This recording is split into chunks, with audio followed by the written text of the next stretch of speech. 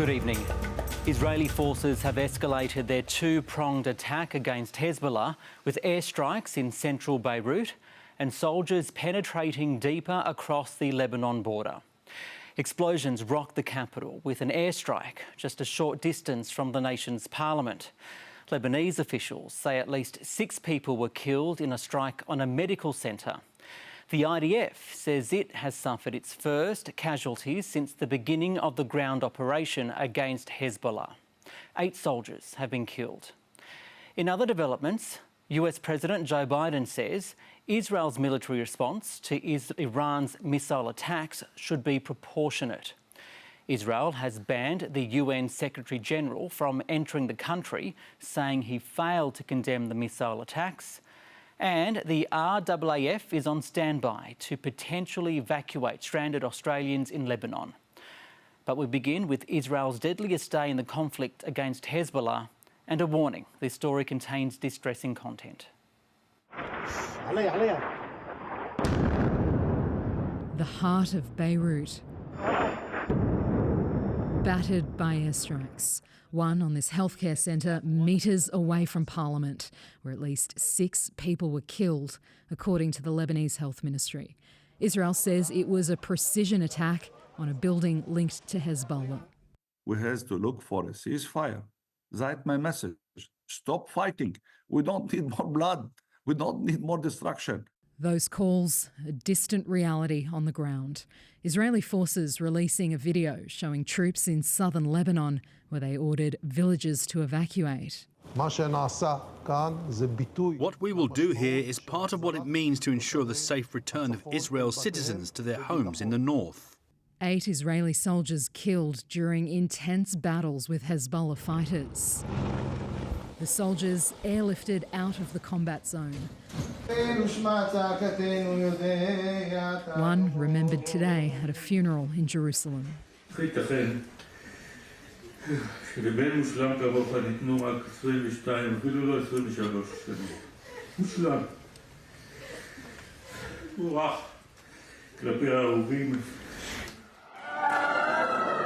Grief deepens in Lebanon too.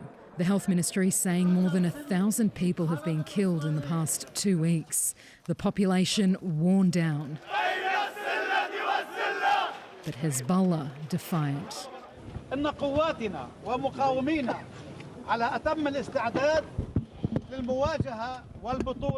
The deaths of those Israeli soldiers may temper enthusiasm for a drawn-out conflict with Hezbollah in Lebanon, as Israelis now also brace for what's to come with Iran. We don't feel good about it because we don't want another war. We want peace. They're going to give us peace, we give them peace.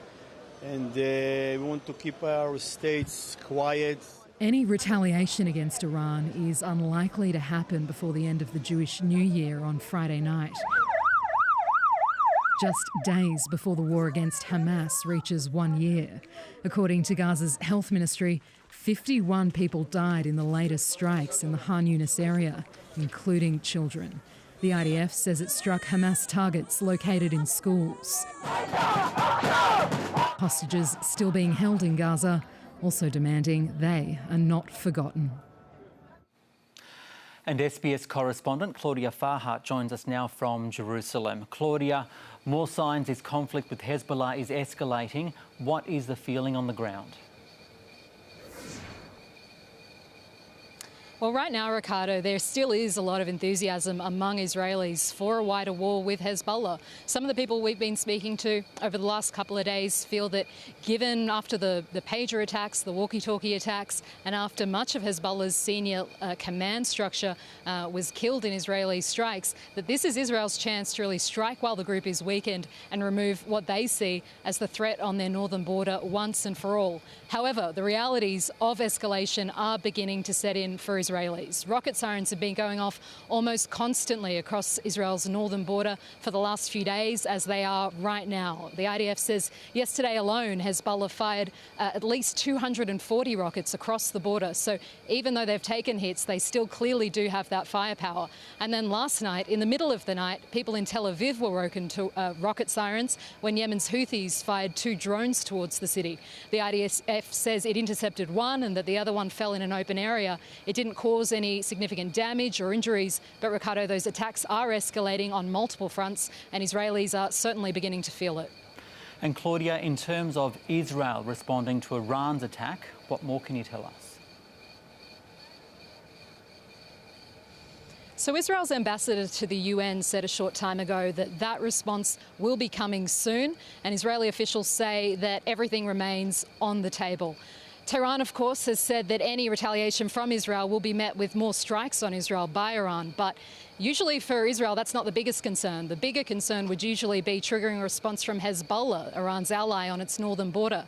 This time around, some analysts feel that that might not be as big a factor for Israel, given the hits Hezbollah has taken in the past few weeks and given the fact that they're now busy fighting Israeli soldiers inside Lebanese territory. So, Ricardo, there's a sense here that this conflict might be now veering into unknown territory.